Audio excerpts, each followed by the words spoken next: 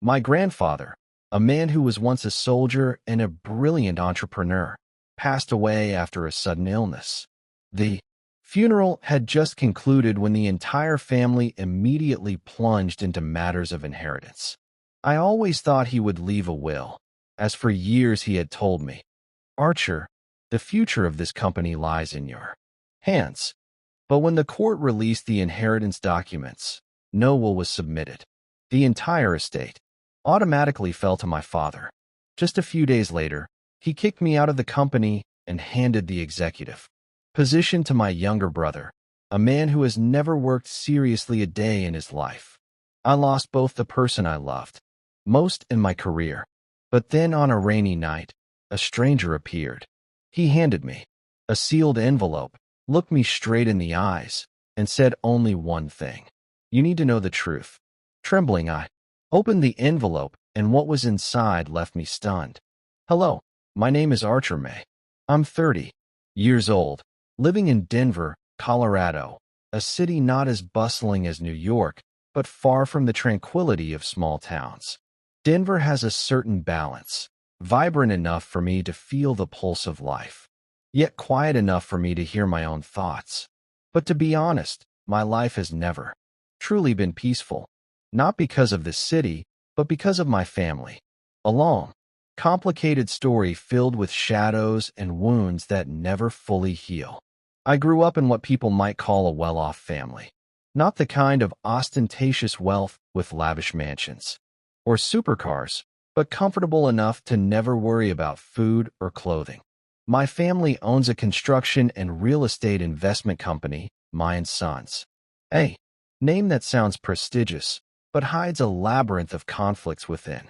The man who laid the foundation for it all was my grandfather, Eugene May, a former soldier, a man I always respected, not just because he was my grandfather, but because he taught me nearly everything I know about life. My grandfather was an extraordinary man, tall with a deep, steady voice. His eyes always carried a warmth. As a child, I would sit by his side listening to stories of his time in the military.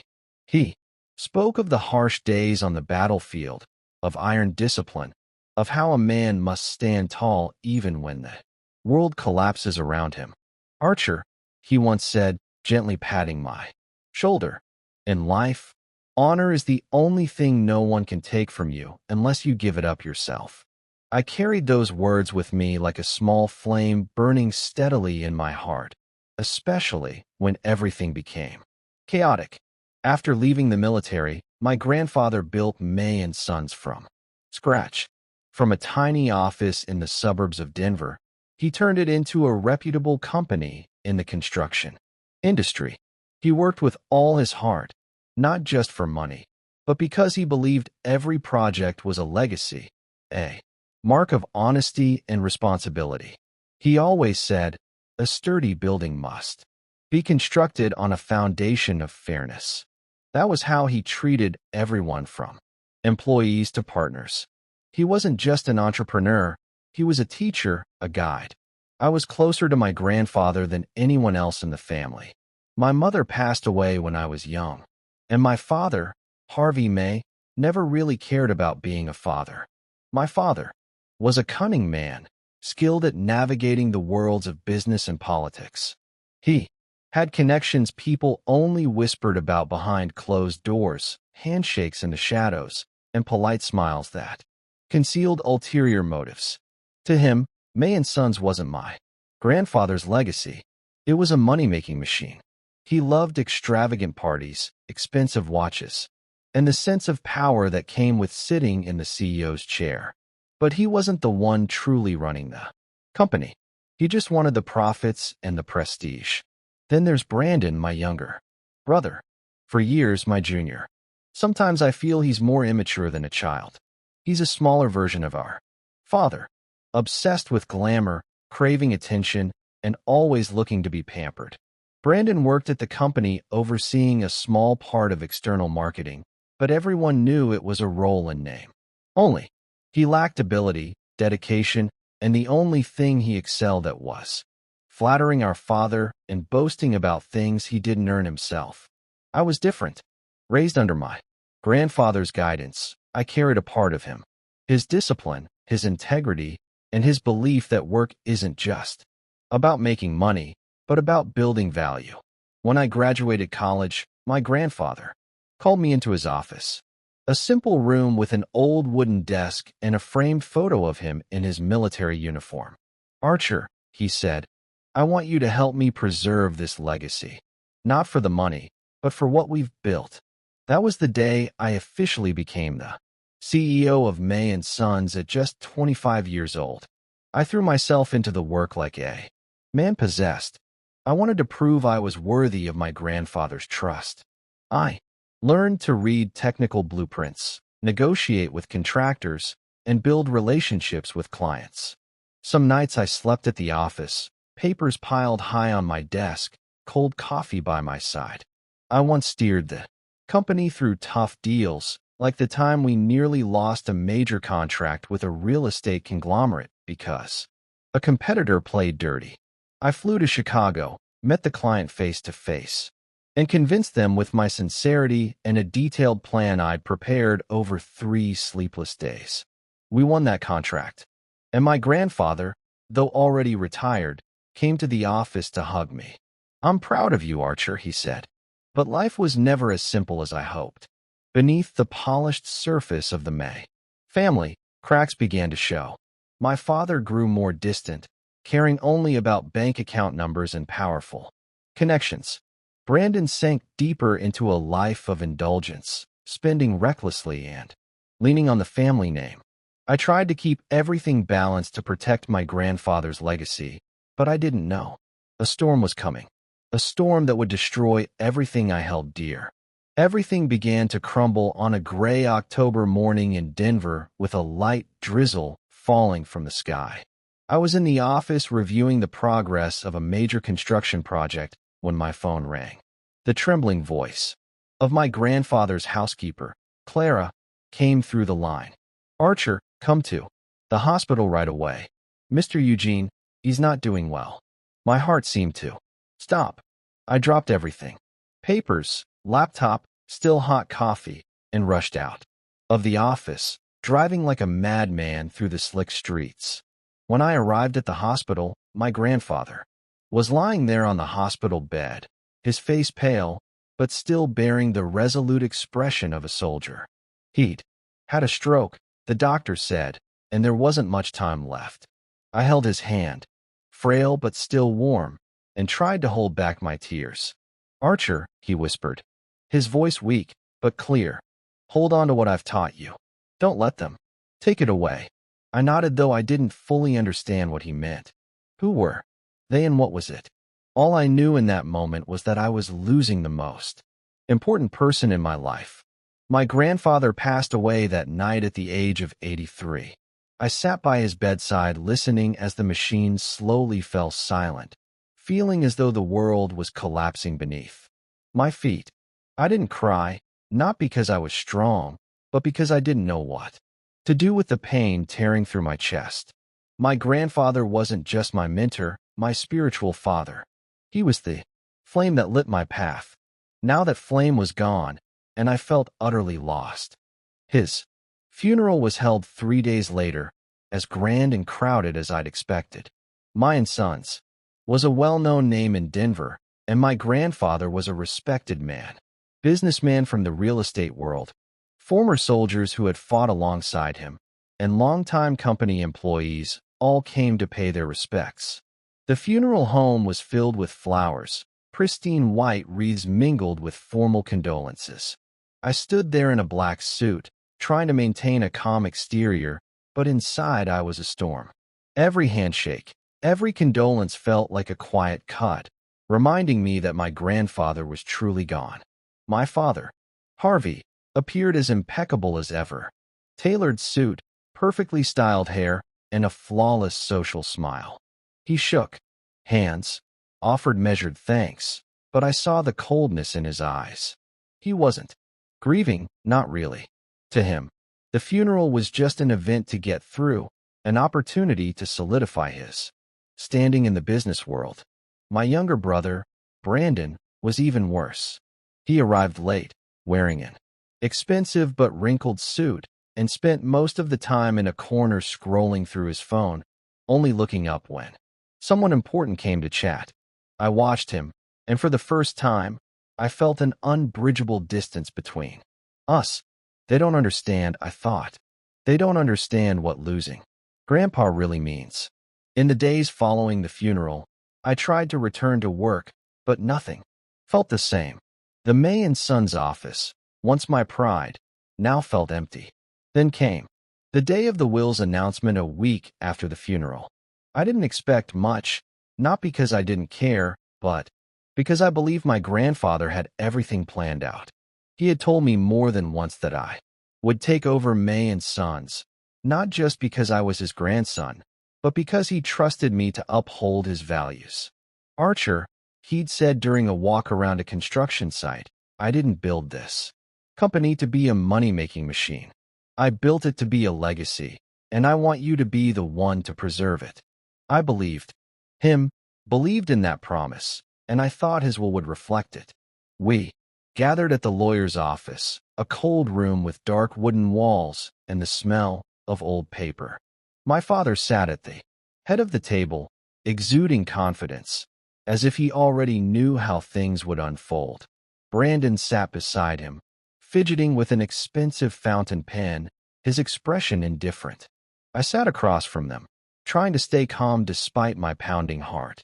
My grandfather's lawyer, Norman Pierce, a thin man with thick glasses and a dry voice, entered the room holding a stack of documents. He glanced around, his eyes briefly meeting mine, and I felt a sinking premonition. "Ladies and gentlemen," Norman began, his voice as flat as if reading a report. "I regret to inform you that Mr. Eugene May did not leave a will." The blood in my veins seemed to freeze. No will. That was impossible. My grandfather was meticulous, disciplined, a former soldier who never left anything to chance. I looked at my father, and the smirk on his lip sent a chill down my spine. Brandon looked up from his pen, his eyes gleaming as if he'd just won the lottery.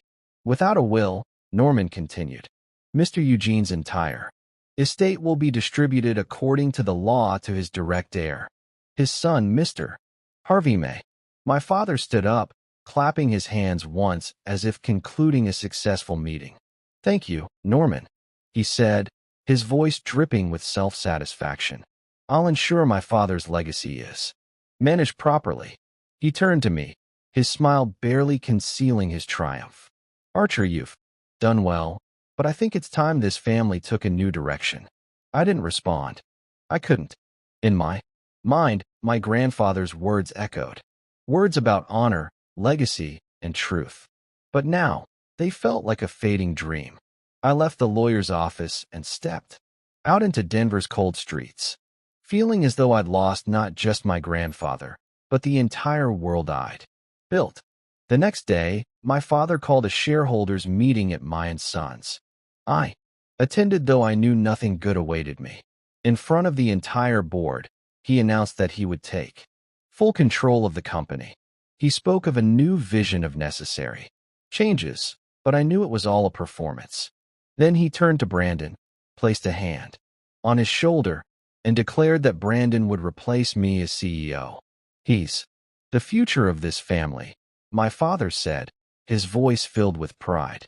Brandon grinned as if he'd just been crowned. And then, like a final stab, my father looked directly at me. "Archer, you've worked hard, but I think the company no longer needs you." The room fell silent. I felt everyone's eyes on me, a mix of pity and awkwardness. I wanted to protest, to say that I'd poured my sweat and heart into keeping May and Sons afloat through tough times, that this was my grandfather's company, not his. But I said nothing. I stood, left the meeting room, and walked out of the building I'd once called home. The rain kept falling, cold droplets pelting my face as I stepped out onto the streets of Denver. I didn't have an umbrella or a coat, just a suit now soaked through. I walked aimlessly through familiar streets that now felt foreign. Each step grew heavier, as if I were carrying the weight of a world that had just collapsed. My and Sons wasn't just my job. It was my dream. The promise I'd spent my youth fulfilling. And now it had been stolen from me by my own father, a man I once thought despite our distance was still family. The days that followed passed in a haze. I returned to my small apartment, a place I'd rarely spent time in before because work always kept me busy. Now it felt like a cage trapping me with inescapable thoughts. I lay on the sofa, staring at the ceiling, trying to find a reason to get up each morning. But all I felt was emptiness. My grandfather was gone. The company was lost in family. The thing he always told me to cherish was now just a bitter joke. Money started running low. I wasn't one to spend recklessly, but my savings weren't enough to sustain me forever, especially without an income.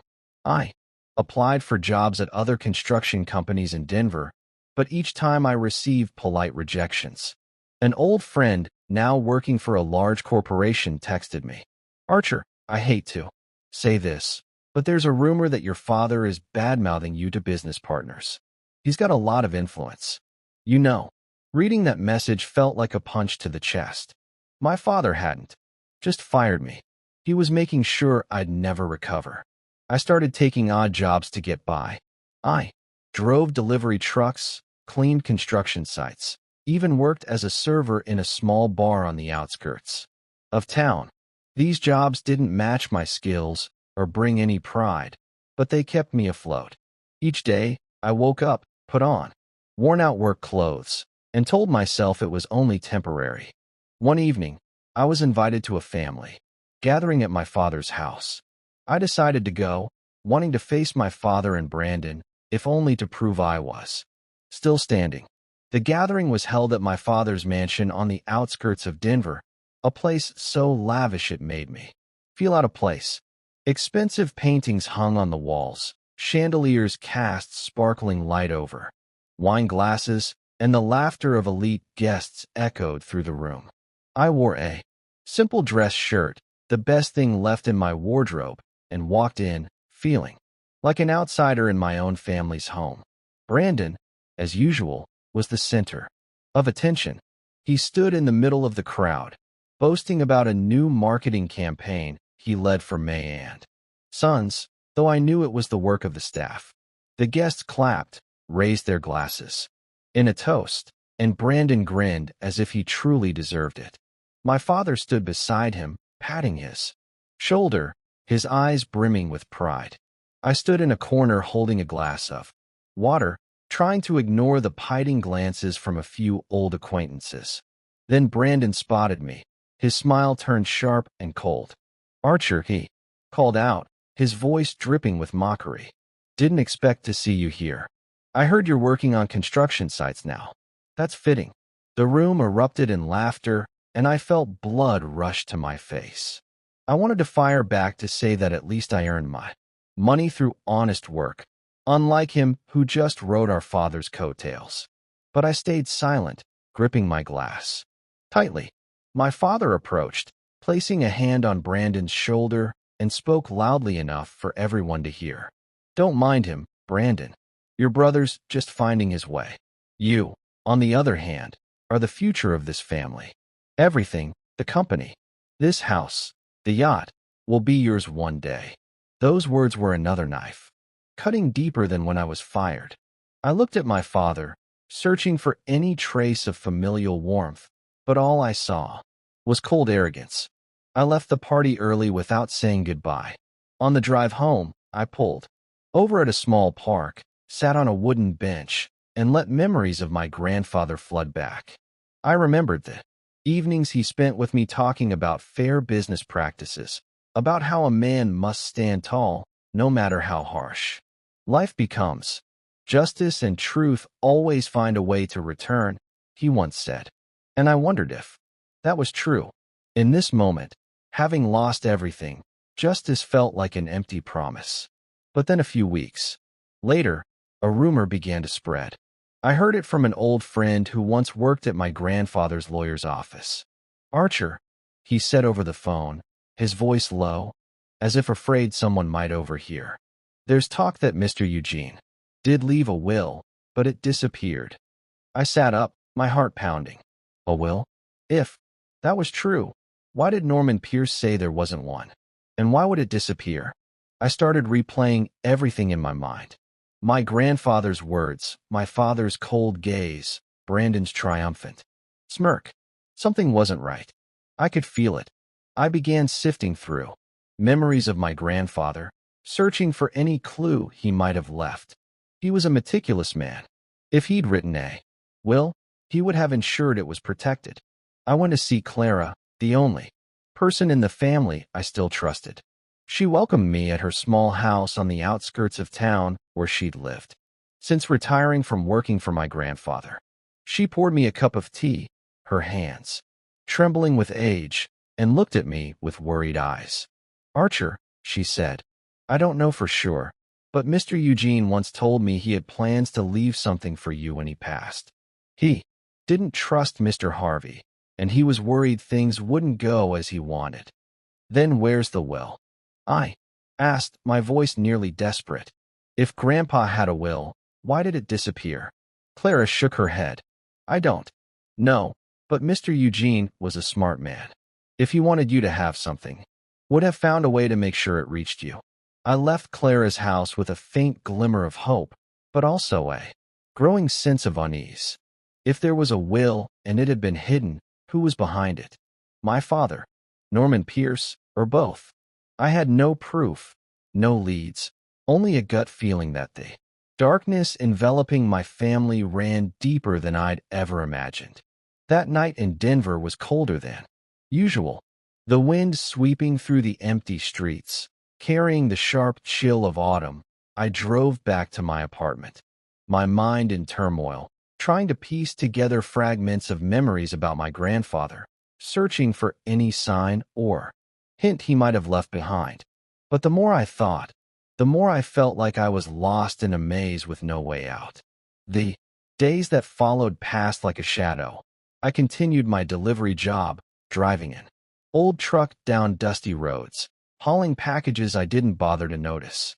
Each time I stopped at a construction site, I looked at the rising buildings and my heart ached. They reminded me of May and Sons, of the days I stood on job sites overseeing every concrete pillar, every blueprint filled with pride that I was carrying on. My grandfather's legacy. But then, on a Friday evening, everything changed. I had just finished a shift, exhausted and drenched from a sudden rain while unloading deliveries. I pulled over at a small coffee shop on the outskirts of town, a place I often stopped at for a cheap cup of coffee, sitting and watching the flow of traffic. The shop was nearly empty with only a few people scattered about, the dim yellow light casting shadows on the weathered walls. I huddled in a corner, sipping a lukewarm coffee when the door opened and a man walked in. He looked to be in his early 60s, tall and lean, wearing a worn gray overcoat with frayed shoulders. His silver hair peeked out, messily from under an old baseball cap, and his eyes were sharp and cold, as if they'd seen too much he'd rather forget. He glanced around the shop, then walked straight to my table without hesitation. A chill ran down my spine. Something about this man unnerved me. Not fear exactly, but a sense that he carried a secret I wasn't ready to face. Archer May? He asked, his voice low and growly as if he hadn't spoken to anyone in a long time. I nodded, gripping my coffee cup tightly. I'm Connor Marshall, he said, pulling out a chair and sitting across from me. I was a friend of Eugene's from our military days. I blinked, trying to process this. My grandfather rarely spoke of his military friends, but I knew he had deep bonds with comrades he considered brothers. You knew my grandfather? I asked. Cautiously, Connor nodded, pulling a brown envelope carefully sealed with red wax from his coat pocket. He slid it across the table, his eyes never leaving mine. Open it, he said. But not here. At home when you're alone. And be careful, Archer. There are people who don't want you to see what's inside. I stared at the envelope, my heart pounding. It was thin but felt heavy as if it held a secret that could change everything. Why are you giving me this? I asked, lowering my voice. And why now? Connor sighed, his gaze drifting to the window as if checking for anyone watching. Eugene was my brother, he said. We went through the war together, and I owe him my life. Before he passed, he gave me a task. He said, if anything happened to him, I was to find you and deliver this to you personally. A chill ran through me. What happened? I asked, my voice trembling despite my effort to stay calm. Connor leaned forward, his voice urgent. Eugene didn't trust his lawyer, Norman Pierce. He thought his will might be tampered with, so he made a copy and entrusted it to me. But after he died, I was hunted. A group of thugs, hired men, came after me. They threatened my life, told me to destroy anything related to Eugene. I've been living in hiding, moving constantly, but I couldn't break my promise to him.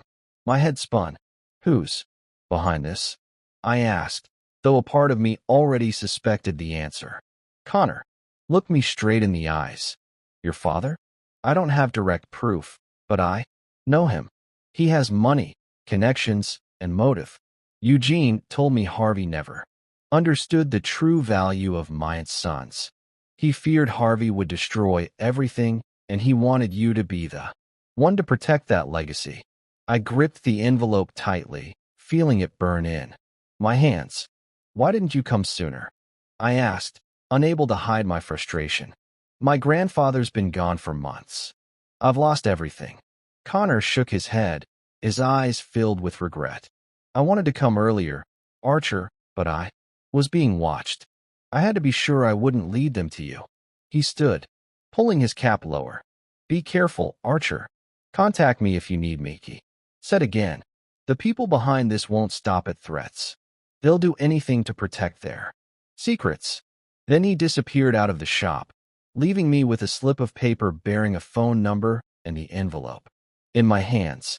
I returned to my apartment, locked the door, drew the curtains, and sat at the kitchen table. It was late with only the steady sound of rain outside the window. I opened the envelope, my heart pounding. Inside were 3 items, a copy of a will, a handwritten letter, and a small USB drive. I opened the will first. It was meticulously typed, bearing my grandfather's signature and a notary seal. The contents were clear. My grandfather left all his shares in May and Sons to me along with other assets including his estate, a coastal mansion, and a yacht worth over $10 million. He included a note that I was to preserve the family legacy with honesty and honor. I read it over and over, tears welling up. My grandfather had kept his promise to me even from beyond the grave. Next, I opened the handwritten letter. His writing was strong but slightly shaky as if penned in his final days. Archer, it began. If you're reading this, things have gone wrong. I trust you, but I don't trust those around you. Hold on to what I've taught you, and don't let them take what's yours. I've always been proud of you. I slumped over the table, tears falling onto the paper. My grandfather's voice echoed in my mind, clear and warm, as if he were sitting beside me. Finally, I plugged the USB into my laptop. An audio file appeared. I pressed play, and my grandfather's voice filled the room, frail but resolute. Archer, if you're hearing this, I'm no longer here. I wrote a will, but I fear it won't reach you. Norman Pierce isn't trustworthy, and I'm afraid your father will do whatever it takes to seize May and Sons. I gave a copy to Connor. Marshall, my old comrade. If something happens, find Connor. He'll help you. The recording ended and I sat there frozen, feeling as though the world had turned upside down. I didn't sleep that night. I paced the apartment, clutching the envelope. Connor's words echoed in my mind. My father, Harvey, was the mastermind. I didn't want to believe it, but the pieces were falling into place. My father's coldness at the funeral, his triumphant smirk when he fired me, the rumors that he was sabotaging me in the business world. But how could I prove it? The copy of the will, the letter, and the recording were all I had, but they weren't enough to confront my father and Norman Pierce, men with the money and power to twist the truth. I thought of Connor, of what he'd endured, living in hiding, hunted just to keep his promise to my grandfather. I felt a deep respect, but also fear. If my father was truly behind hiring thugs to silence Connor, what was I up against? I looked out the window, watching the city lights flicker in the rain. I couldn't imagine it, but I knew the road ahead wouldn't be easy. A darkness was lurking, and I had to be careful. One small mistake could cost me everything. I knew I couldn't act alone. The copy of the will, though signed and notarized, was just a piece of paper without legal recognition. My grandfather's letter and recording were valuable pieces of the puzzle, but they weren't enough to turn the tide. I needed someone who understood the law, someone who could help me turn these clues into a weapon. That's why I sought out Stephen Ellsworth, a lawyer specializing in wills and estates. He was a seasoned veteran in the legal world, and more importantly, he wasn't afraid to take on the powerful.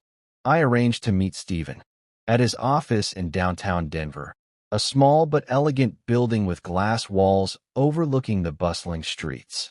When I walked in, Stephen rose from behind his desk, shaking my hand with a firm grip and a sharp gaze.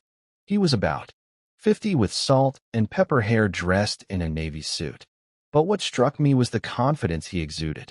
Not the arrogance of my father, but the assurance of a man who knew exactly what he was doing. "Sit down, Archer," he said, his voice low and clear. "You said you have something important. I'm listening." I placed the envelope on the table, pulling out the copy of the will, the handwritten letter, and the USB with the audio recording. I told him everything.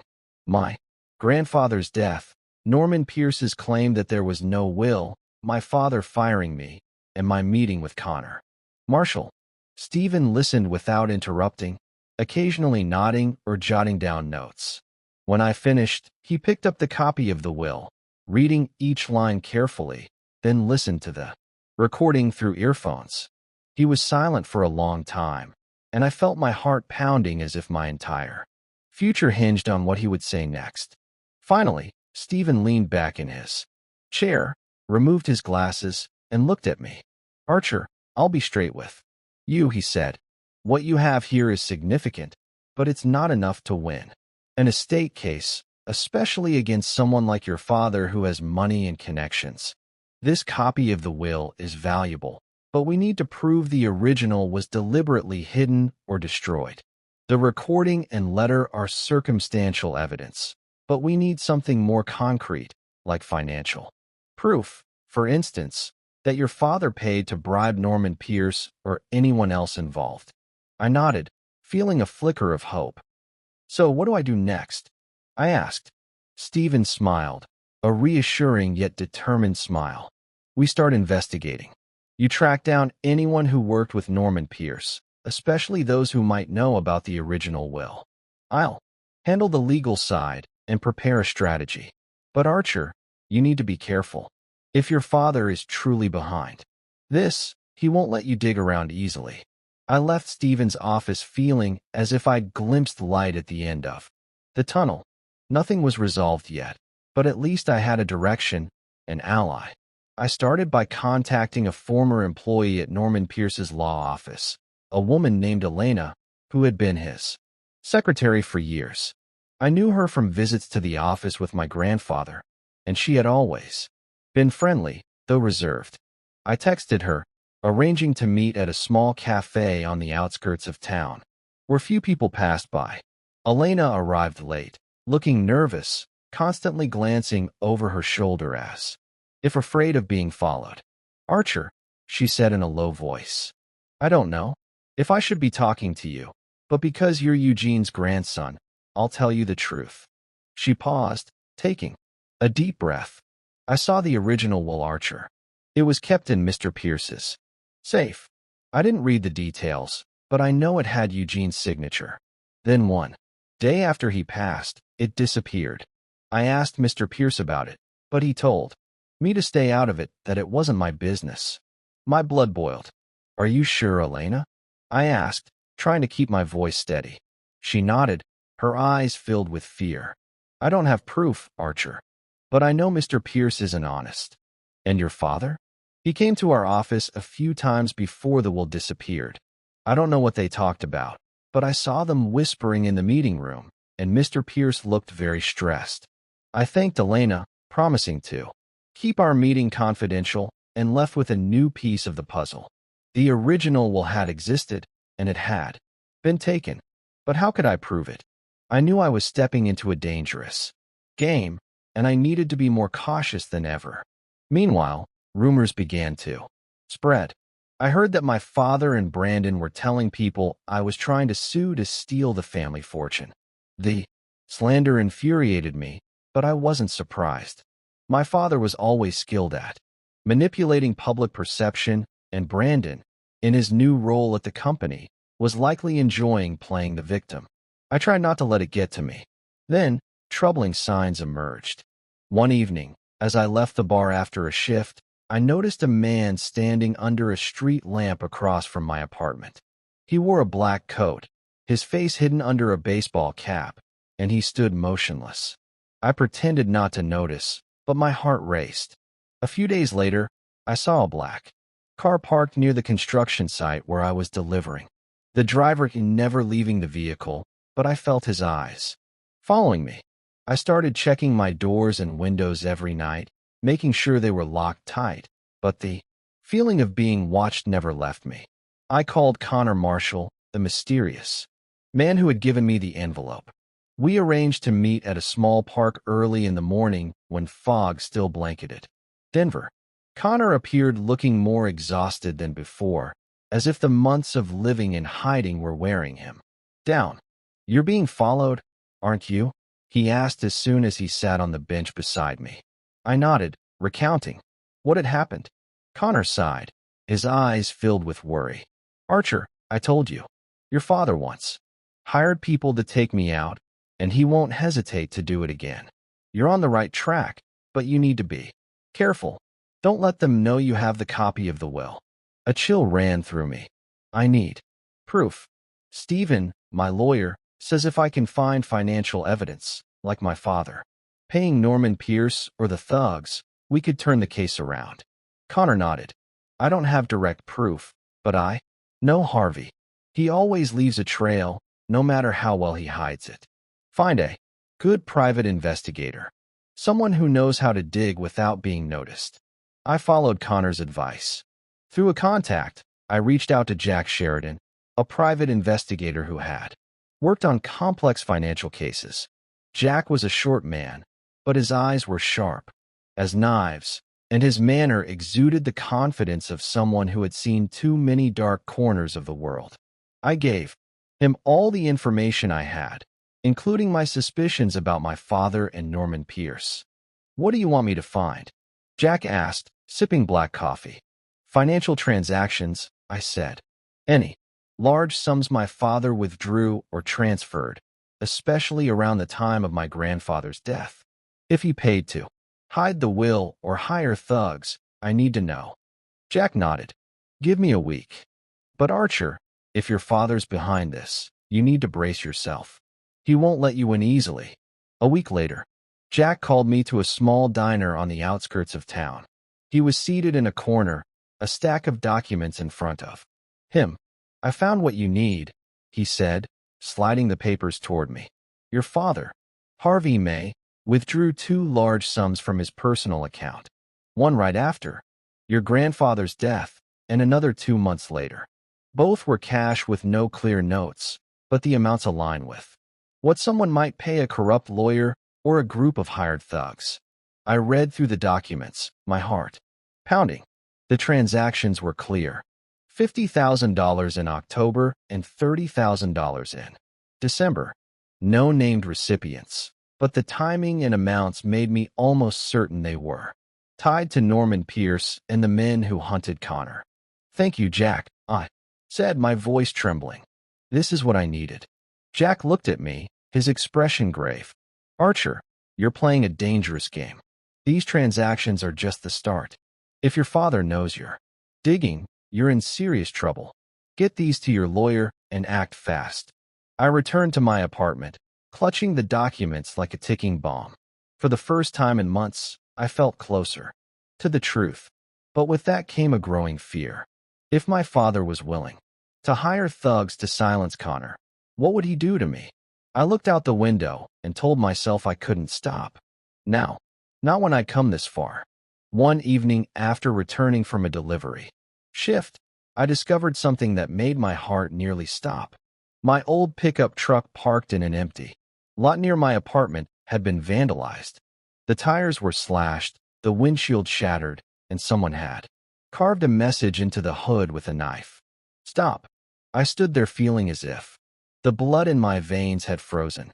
This wasn't an accident or a prank by kids. This was a warning, and I knew where it came from. I called Jack immediately, my voice trembling as I recounted the incident. Archer, you need to get out of your apartment for a while, Jack said over the phone, his tone grave. The people who did this aren't playing around.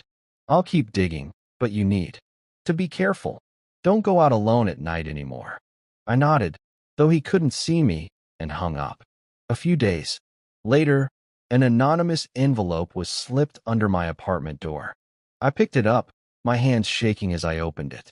Inside was a single sheet of paper with a scrolled handwritten note. Be smart and leave town. No signature, no trace, but the message was as clear as daylight. My father, or someone working for him, wanted me gone, not just to strip me of my grandfather's legacy, but to erase me entirely. I sat on the floor, the note in my hand, feeling a surge of anger mixed with fear.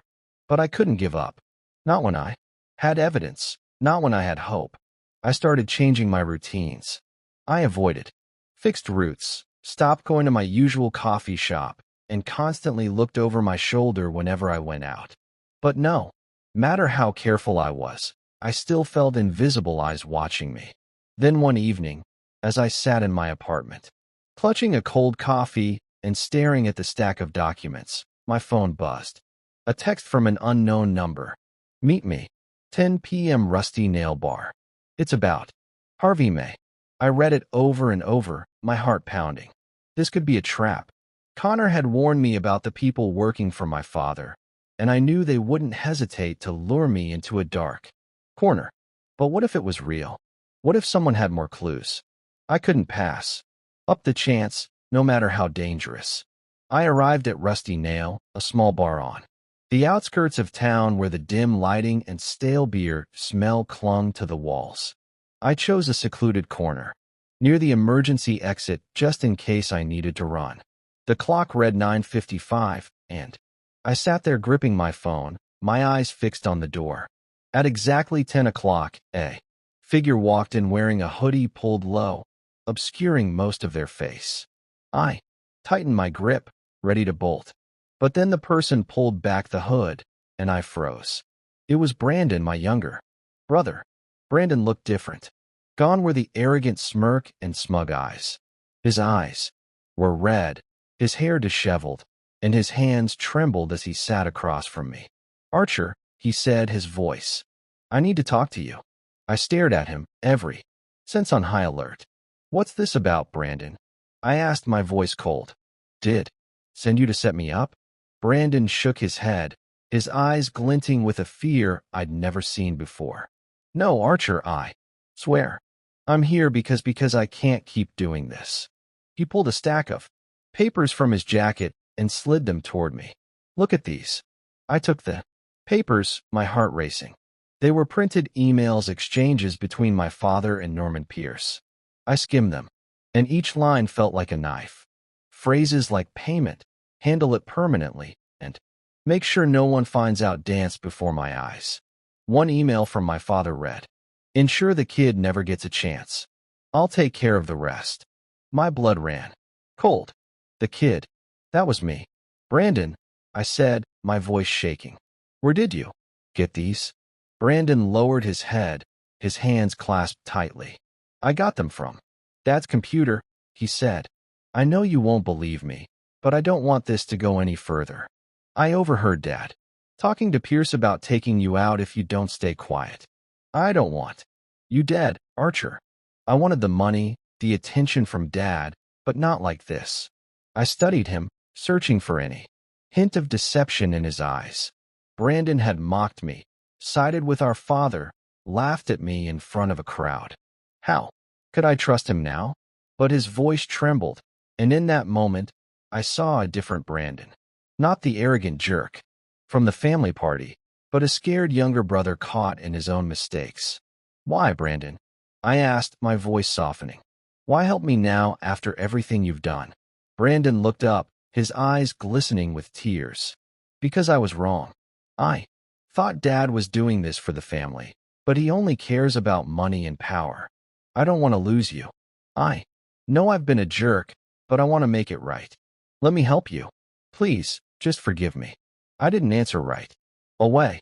I held the emails, reading them again, and realized they aligned perfectly with Jack's report about the cash withdrawals. The $50,000 right after my grandfather's death, likely to pay Pierce to hide the will. The $30,000 later, possibly to hire the thugs who hunted Connor. It all fit together terrifyingly well, and I knew whether I wanted to or not. I needed Brandon. All right, I said, my voice dry. But if this is a trap, Brandon, I swear, I won't forgive you. Brandon nodded, looking relieved, but still anxious. I'll keep watching, Dad, he said. If I find more evidence, I'll get it too. You. But you have to be careful. Dad knows you're investigating, and he won't stop. We left the bar separately. Me first, Brandon a few minutes later. On the drive home, I couldn't stop thinking about him. Was Brandon sincere? Or was this another of my father's games? I wasn't sure, but I knew I had no choice. Brandon might have betrayed me before, but now he could be the only one to help me uncover the truth. The next morning, I met Stephen Ellsworth at his office, bringing everything I had.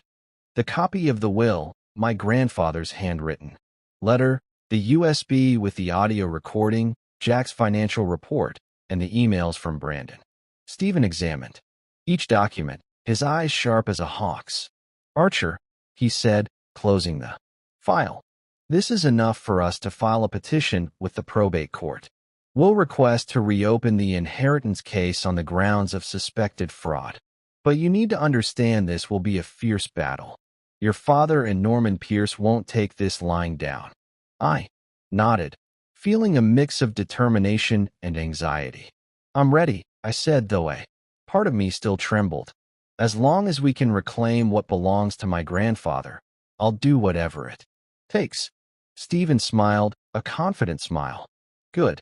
I'll prepare the lawsuit and file it with the court today. Brace yourself, Archer. Your father has a lot of influence, and he'll pull every trick in the book to bring you down. Just as Stephen predicted, the response from my father and Norman Pierce came like a storm. Mere hours after the lawsuit was filed, I received a call from my father. His voice over the phone was icy, but I could sense the anger simmering beneath his words. Archer, what do you think you're doing? He said. You dare sue your own family, making up stories to ruin my reputation. You'll regret this. I didn't respond, just hung up, my heart pounding. Norman Pierce also spoke out, issuing a statement to a local newspaper claiming I was an ungrateful son trying to fabricate lies to steal the family fortune. The rumors spread quickly, and I felt the scrutinizing gazes from old acquaintances, neighbors, and even former colleagues at my and Sons. But I didn't care. I had lost too much to fear whispers anymore. The day of the first court hearing arrived, and I walked into the Denver probate courtroom feeling like I was stepping onto a battlefield.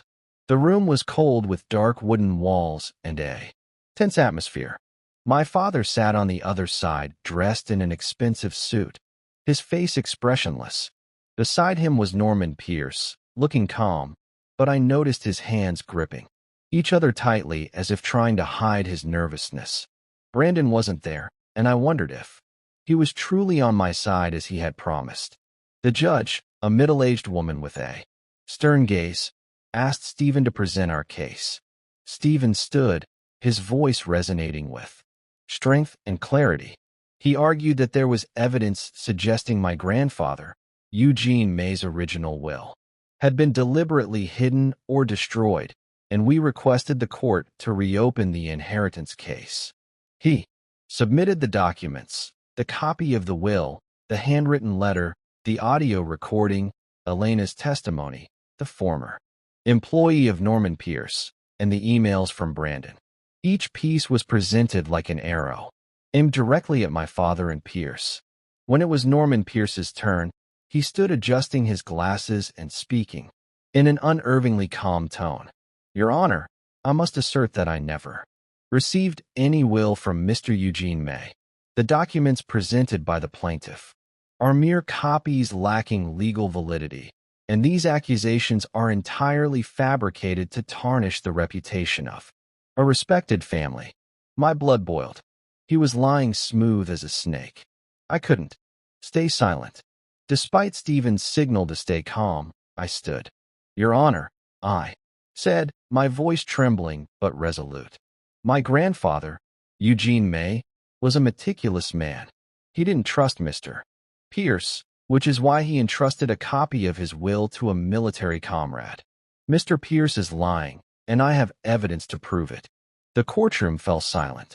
All eyes turned to me, and the tension felt like a taut string about to snap. My father glared at me, his eyes cold, but I didn't look away. Stephen continued presenting Jack Sheridan's financial report. He highlighted 2 large cash withdrawals from my father's account, $50,000 right after my grandfather's death and $30,000 2 months later.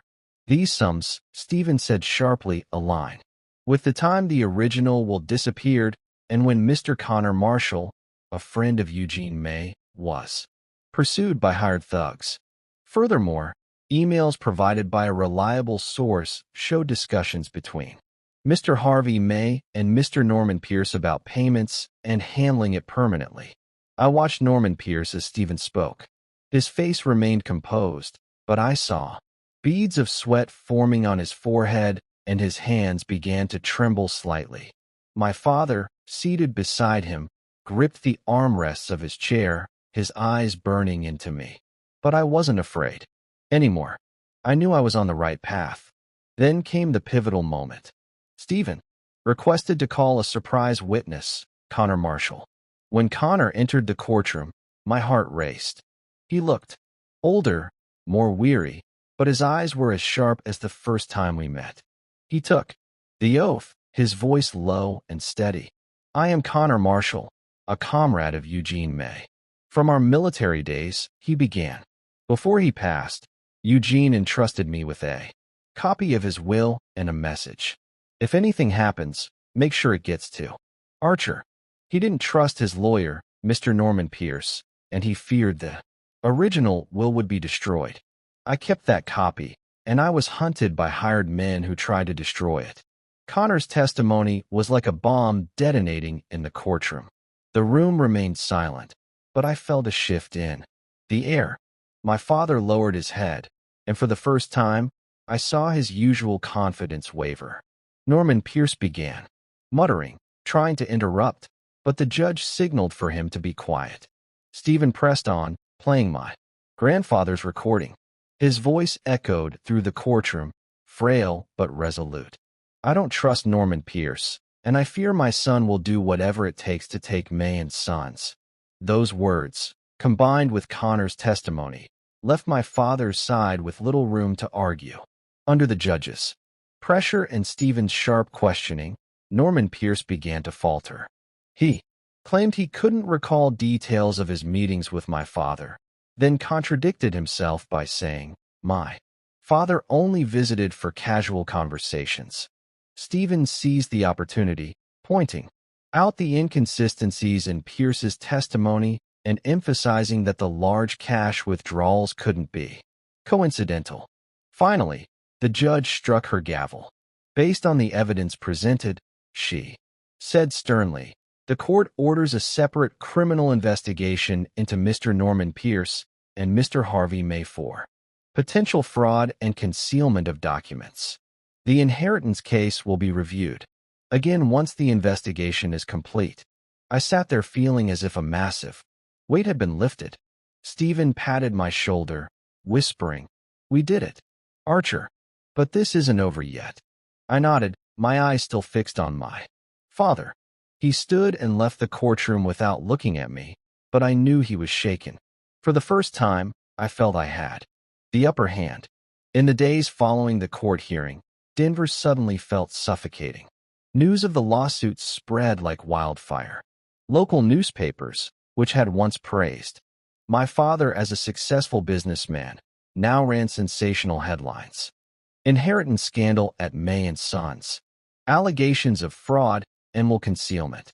The articles didn't name me directly, but everyone knew I was behind the lawsuit. I received messages from old acquaintances, some supportive, others scornful, but I paid them no mind. Meanwhile, the criminal investigation ordered by the court began to unfold. Investigators from the district attorney's office contacted Stephen, requesting additional information. Stephen worked tirelessly coordinating with them to ensure every detail was thoroughly examined. They're digging deep into your father's accounts, Stephen told me during a meeting at his office. If they find any transactions linked to Norman Pierce or the hired thugs, he won't be able to deny it. I nodded, but I couldn't shake the unease in my heart. My father wasn't someone who could be easily defeated. He had money, connections, and I knew he'd find a way to turn the tables. But what surprised me most was Brandon's silence. Since the night he handed me the emails at Rusty Nail, I hadn't heard from him. I texted and called, but there was no response. Part of me worried he'd changed his mind, that he'd sided with our father again. Yet another part held on to hope that Brandon, despite his past arrogance and selfishness, was genuinely trying to make amends. A few days later, I received a text from him. It was brief. Meet me at the park. 7:00 p.m. I hesitated, but ultimately went, carrying the weariness that had become second nature. When I arrived at the park, Brandon was sitting on a bench, looking thinner and more exhausted than before. He stood when he saw me, his eyes filled with remorse. Archer, he said, his voice. I heard about the prosecution. I don't know what to say. I just want you to know. You're doing the right thing this time. I looked at him. You helped me, Brandon. I said, but why did you disappear? I thought you'd gone back to Dad's side. Brandon shook his head, his eyes glistening with tears. I was scared, Archer. Scared Dad would find out I gave you those emails. But I can't let him keep doing this. I don't want to be part of it anymore. He paused, taking a deep breath. I know you don't trust me, but I want to make this right. If you need me to testify in court, I'll do it. I didn't respond immediately. I looked at Brandon and saw a younger brother I thought I'd lost. Thank you, Brandon. I finally said. You did the right thing, and I won't forget that. The criminal trial took place a few weeks later. My father and Norman Pierce were charged with fraud, concealment of documents, and conspiracy to commit a crime. Brandon, true to his word, testified, stating that he had overheard our father discussing with Pierce the plan to hide the will and hire men to intimidate Connor. His testimony, combined with the financial evidence and Connor's account, was the final blow. My father was sentenced to 3 years in prison with the possibility of parole if he cooperated. Norman Pierce received a harsher sentence, 5 years for his central role in concealing the will. The inheritance case was reopened shortly after, with the original will recognized. Based on the copy and supporting evidence, I was granted ownership of May and Sons as per my grandfather's wishes. I returned to the company, but not as CEO as before. Instead, I chose to take on the role of chairman. Brandon was not prosecuted thanks to his cooperation as a witness. I brought him back to the company, but in a minor role where he could learn and prove himself. I hadn't fully forgiven him, but I wanted to give him a chance, as my grandfather had taught me to believe in people's capacity to change. In the weeks following the criminal trial, Denver seemed to take on a different hue. The autumn sunlight was softer, but the air remained heavy with the lingering echoes of the lawsuit. My father, Harvey May, was now a name synonymous with scandal. Newspapers relentlessly covered the case, exposing the dark underbelly of a man once regarded as a pillar of the business community. The powerful connections he had once boasted about turned their backs, leaving him to face the consequences alone. The image of the empire of May and Sons, which my father had tried to build on deceit, was now nothing more than a stain in the eyes of the public.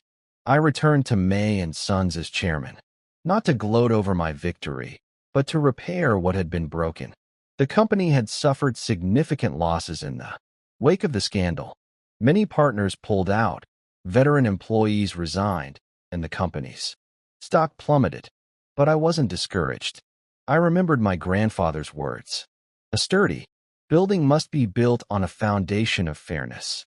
I began restructuring, hiring new managers, focusing on transparency and quality. I met with each employee, listened to their concerns, and promised that May and Sons would rise again, not as a money-making machine, but as a legacy of honor and responsibility. One evening, after a long day of work, I walked through the May and Sons headquarters. The building was still under repair, its cracked walls a reminder of what we had endured. I paused before my grandfather's portrait hanging in the main lobby, his eyes as sharp and warm as ever. I recalled his words echoing through the years. In business, honor is worth more than money. I smiled, feeling as if he were standing beside me, patting my shoulder, as he had done when I steered the company through a tough deal. I thought about my father now in prison and wondered if he ever felt regret. He had chosen money and power, but in the end, they couldn't save him. I thought about Brandon, how he was trying to start over. I stepped outside, standing under Denver's night sky. The city glowed with lights, each one like a story, a dream, a struggle. I didn't know what the future held. It might take years for May and Sons to recover, and I would face countless challenges. But I wasn't afraid. I had walked through darkness, faced betrayal from my own family, and I was still standing, stronger than ever. I looked up at the sky where stars twinkled faintly amidst the city lights. I thought of my grandfather, of what he had left behind. Not just a company, but a lesson about life. This journey wasn't just about reclaiming a legacy. It was about protecting the truth, upholding honor, and giving others a chance to make amends. I knew that though he was no longer here, he would be proud that I hadn't given up. I took a deep breath, feeling Denver's cold air fill my chest. I didn't know what tomorrow would bring, but I was certain of one thing.